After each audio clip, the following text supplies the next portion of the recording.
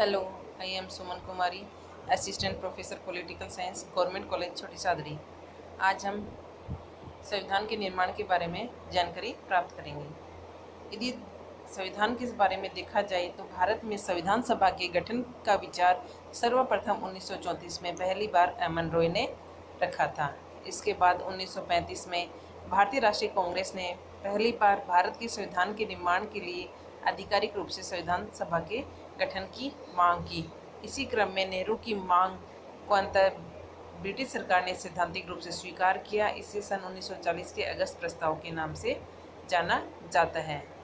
लेकिन यदि भारत में कैबिनेट मिशन के संदर्भ में यदि देखा जाए तो 1942 में ब्रिटिश सरकार के कैबिनेट मंत्री सर स्टीफर्ड क्रिप्स ब्रिटिश मंत्रिमंडल के एक सदस्य और एक स्वतंत्र संविधान के निर्माण के लिए ब्रिटिश सरकार के एक प्रारूप प्रस्ताव के साथ भारत आए। इस संविधान को द्वितीय विश्व युद्ध के बाद अपनाया जाना था। क्रिप्स प्रस्ताव को मुस्लिम लीग ने स्वीकार नहीं किया था। मुस्लिम लीग की मांग यह थी कि भारत को दो स्वायत्त हिस्सों में बांट दिया जाए, जिनकी अलग अलग संविधान सभाएं हों। अंततः भारत में कैबिनेट मिशन आया। इस मिशन ने दो संविधान सभाओं की मांग जो थी उसको ठुकरा दिया, लेकिन उसने एक ऐसी संविधान सभा के निर्माण की मांग को सामने रखा जिसने मुस्लिम लीग को काफ़ी हद तक संतुष्ट कर दिया। अब संविधान सभा के गठन के बारे में अध्ययन करते हैं कि कैबिनेट मिशन योजना द्वारा सुझाए गए प्रस्तावों के अंतर्गत नवंबर 1946 में संविधान सभा का गठन हुआ। इसमें संविधान सभा के जो सदस्यों की संख्या है वो 389 होनी थी।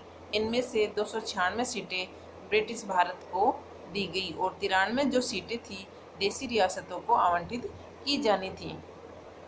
ब्रिटिश भारत को आवंटित की गई 296 सीटों में से भी 292 सीटों का चयन 11 गवर्नर के प्रांतों तथा 4 का चयन मुख्य आयुक्त के प्रांतों में से किया जाना था।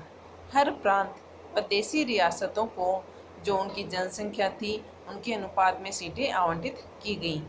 मोटे तौर पर कहा जाए तो प्रत्येक 10 लाख लोगों पर एक सीट आवंटित की जानी थी।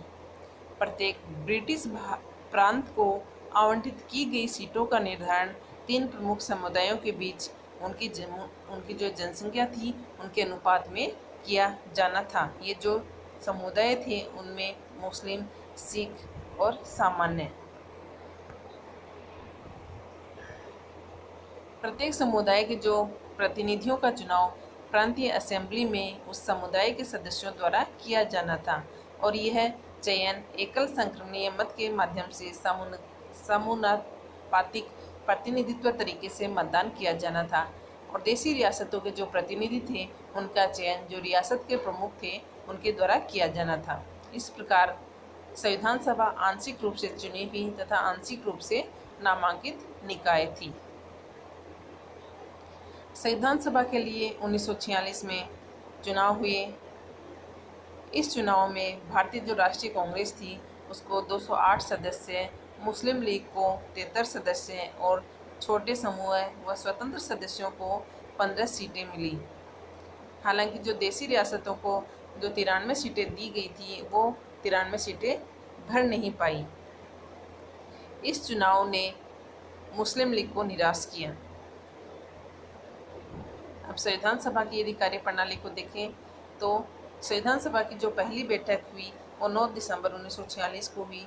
मुस्लिम लीग ने इस बैठक का बहिष्कार किया और उन्होंने एक अलग पाकिस्तान की मांग पर बल दिया। इसलिए बैठक में केवल 211 सदस्यों ने हिस्सा लिया।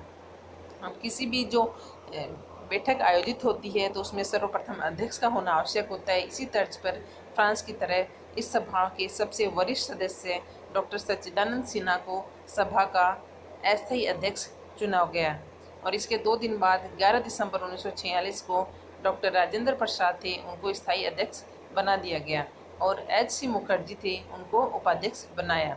Sir BN. रॉय को सभा का संवैधानिक सलाहकार नियुक्त किया गया।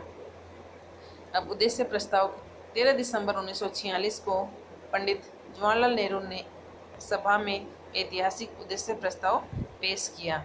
इसमें संवैधानिक संरचना के ढांचे एवं दर्शन की झलक थी, जिसमें कहा गया कि वह संविधान सभा को एक संप्रभु स्वतंत्र गणराज्य घोषित करती है तथा अपने भविष्य को चलाने के लिए एक संविधान के निर्माण की घोषणा करती है। ब्रिटिश भारत में शामिल सभी क्षेत्र, भारतीय राज्यों में शामिल सभी क्षेत्र तथा भारत से बाहर के इस प्रकार के सभी क्षेत्र तथा अन्य वे क्षेत्र जो इसमें शामिल होना चाहते हैं भारतीय संघ का हिस्सा होंगे। उक्त वर्णित सभी क्षेत्रों एवं उनकी सीमाओं का निर्धारण संविधान सभा द्वारा किया जाएगा और इसके उपरांत यदि वो चाहेंगे तो उनकी अवशिष्ट शक्तियाँ उनमें निहित रहेंगी तथा प्रशासन के संचालन के लिए वे सभी शक्तियाँ केवल उनको छोड़कर जो संघ में निहित होगी इन राज्यों को प्राप्त होगी। संप्रभु स्वतंत्र भारत की सभी शक्तियाँ व प्राधिकार इसके अभिन्न अंग तथा सरकार के अंग सभी का स्रोत भारत की जनता होगी। इसका तात्पर्य है कि भारत की जनता ही सर्वोच्च होगी। भारत के सभी लोगों के लिए न्याय, सामाजिक, आर्थिक, राजनीतिक स्वतंत्रता, सुरक्षा, अवसर की समानता, विधि के समक्ष समता, विचार अभिव्यक्ति, विश्वास, भ्रमण, संगठन बनाने आदि की स्वतंत्रता तथा लोक नैतिकता की स्थापना सुनिश्चित की जाएगी। अल्पसंख्यकों, पिछड़े वर्गों तथा जनजातीय क्षेत्र के लोगों को भी पर्याप्त सुरक्षा प्रदान की जाएगी। संघ की एकता को अखंड अक्षुण्ण रखने के लिए प्रयास किया जाएगा तथा इसके भू क्षेत्र, समुद्र, वायु क्षेत्र को सभ्य देश के न्याय एवं विधि के अनुरूप ही सुरक्षा प्रदान की जाएगी। इस प्राचीन भूमि को विश्व में उसका अधिकार एवं उचित स्थान दिलाया जाएगा तथा विश्व शांति एवं मानव कल्याण को बढ़ावा देने के निमित्त उसके योगदान को सुनिश्चित किया जाएगा। इस प्रकार जो ये प्रस्ताव था उसको सर्वसम्मति से 22 जनवरी 1947 को स्वीकार कर लिया गया। इसका यदि परिवर्तित रूप देखा जाए तो इसकी पूरी की पूरी झलक संविधान की प्रस्तावना में मिलती है। अब यदि हम संविधान सभा की समितियों के बारे में यदि अध्ययन करें तो संविधान सभा ने संविधान के निर्माण के लिए विभिन्न समितियों का गठन किया, जिसमें यदि बड़ी समितियों के बारे में यदि हम जानें तो संघ शक्ति समिति जिसके अध्यक्ष जवाहरलाल नेहरू थे, दूसरी संघीय संविधान समिति जिसके अध्यक्ष भी जवाहरलाल नेहरू थे और प्रांतीय संविधान समिति जिनके अध्यक्ष सरदार वल्लभ भाई पटेल थे, प्रारूप समिति जिनके अध्यक्ष BR अम्बेडकर थे। यद्यपि इसमें और अन्य सदस्य थे, कुल सदस्यों की संख्या 7 थी, लेकिन अध्यक्ष डॉक्टर भीमराव अम्बेडकर थे। मौलिक अधिकारों एवं अल्पसंख्यकों संबंधी परामर्श समिति जिसमें अध्यक्ष सरदार वल्लभ भाई पटेल थे, इसकी भी 2 उप समितियाँ थी, मौलिक अधिकार उप समिति और अल्पसंख्यक उप समिति। अब अगली समिति के रूप में प्रक्रिया नियम समिति जिसमें डॉक्टर राजेंद्र प्रसाद अध्यक्ष थे। राज्यों के लिए जो समिति बनाई गई उसके अध्यक्ष भी जवाहरलाल नेहरू। संचालन समिति जिसके अध्यक्ष डॉक्टर राजेंद्र प्रसाद थे। इस प्रकार संविधान के निर्माण के लिए विभिन्न समितियों का अध्ययन किया गया। आज हम इतना ही अध्ययन करते हैं। अगले टॉपिक में संविधान सभा की भारत के संविधान की विशेषताओं का अध्ययन करेंगे। Thank you so much.